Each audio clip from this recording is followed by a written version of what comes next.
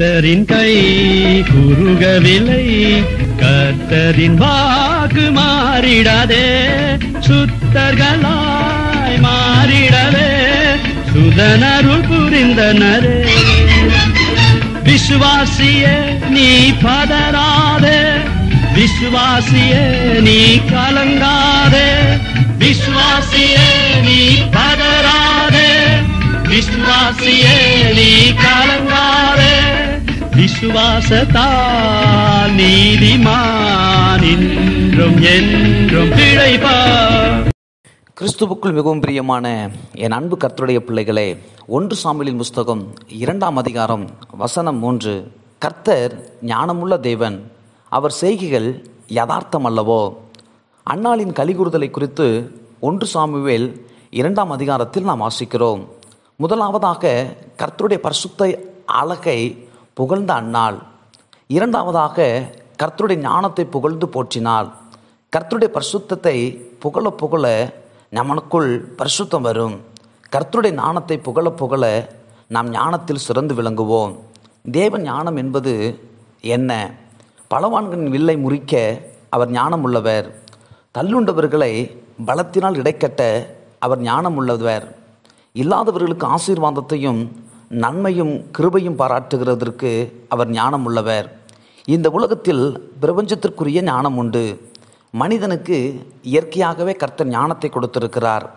பிசாசுக்கு ஞானம் உண்டு, அவனுக்கு தீய ஞானம் உண்டு.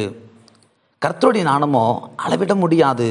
ஞானத்தில் குறையுள்ளவனுக்கு அவர் ஞானத்தை தருகிறார் என்று யாக்கோபின் புஸ்தகம் 1ஆம் அதிகாரம் 5வது வசனம் சொல்லுகிறது. நீதிமொழியின் புஸ்தகம் 1ஆம் அதிகாரம் 7வது வசனம் இப்படி சொல்லுகிறது, கர்த்தருக்கு பயப்படுதலே ஞானத்தின் ஆரம்பம். கோலியாத்தை எதிர்த்து யுத்தம் செய்ய சவுலுக்கு யுத்த ஞானம் இல்லை. தாவீது முன்வந்தபோது தாவீதையும் அவன் அபதைரியப்படுத்தினான்.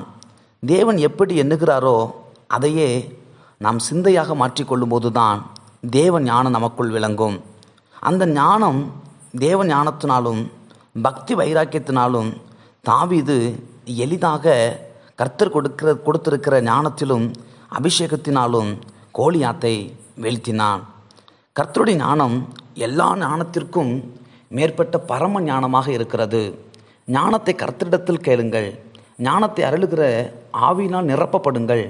ஞானத்தை தெரிவிக்கிற வசனம் என்கிற உன்னதமான ஆவியின் வரத்தை பெற்றுக்கொள்ளுங்கள். எகிப்து தேசத்திற்கு ஒரு ஞானவான் தேவைப்பட்டது. அங்கே வரப்போகிற 7 வருஷ பஞ்ச வருஷங்களை மேற்கொள்ளத்தக்க ஒரு ஞானமுள்ள மனுஷன் தேடப்பட்டான். பார்வோன் யோசேப்பையே அந்த ஞானமுள்ள மனுஷனாக தெரிந்து கொண்டான். தேவன் அவை எல்லாவற்றிலும் உனக்கு வெளிப்படுத்துகிறபடியால் உன்னைப் போல விவேகமும் ஞானம் உள்ளவனும் ஒருவனும் இல்லை என்று பார்வோன் யோசேப்பை புகழ்ந்தான். ஆதியாகமம் 41ஆம் அதிகாரம் 31 வாசிக்கிறோம். இதனால் யோசேப்பு பார்வோனுக்கு பிரதமந்திரியானான். தேவ பிள்ளைகளே, கர்த்தரை நோக்கி பாருங்கள். அவர் பேதமைகளை ஞானவான்களாக்குகிறவர். சிறு சிறு காரியங்கள் செய்யும் பொழுதும் கூட நமக்கு ஞானம் மிகவும் முக்கியம். அனிதின வாழ்க்கையில் மற்றவர்களோடு பேச வேண்டுமானால், மற்றவர்களோடு பழக வேண்டுமானால் அதற்கும் நமக்கு கர்த்தர் கொடுக்கிற ஞானம் நம்மளுக்கு தேவை. கர்த்தர் தம்முடைய ஞானத்தை உங்களுடைய நாவில் அருளி செய்வார். அப்பொழுது பேசுகிறவர்கள் நீங்கள் அல்ல, பிதாவின் ஆவியானவரே உங்களிலிருந்து பேசுகிறார் என்பதை அறிந்து கொள்வீர்கள். இதுவே உங்களுக்கு ஞானமும் விவேகமாய் இருக்கும். உபாகம புஸ்தகம் 4ஆம் அதிகாரம் 6வது வசனம் சொல்லுகிறது, அவர்கள் அந்த கட்டளைகளெல்லாம் கேட்டு அந்த பெரிய ஜாதியே ஞானமும் விவேகமுள்ள ஜனமும் என்பார்கள். பரத்திலிருந்து வருகிற ஞானமோ முதலாவது சுத்தம் உள்ளதாயும், பின்பு சமாதானமும் சாந்தமும் இணக்கமுள்ளதாயும், இரக்கமும் நற்கனியினாலும் நிறைந்ததாயும், பட்சபாதம் இல்லாததாயும், மாயமற்றதுமாய் இருக்கிறது என்று யாக்கோப்பு 3ஆம் அதிகாரம் 17வது வசனம் சொல்லுகிறது. அப்படியானால் நாம் அன்னாளைப் போல தேவனுடைய அழகை புகழ்ந்து நாம் பாட வேண்டும். அவருடைய நாமத்தை நாம் கீர்த்தனம் பண்ண வேண்டும்.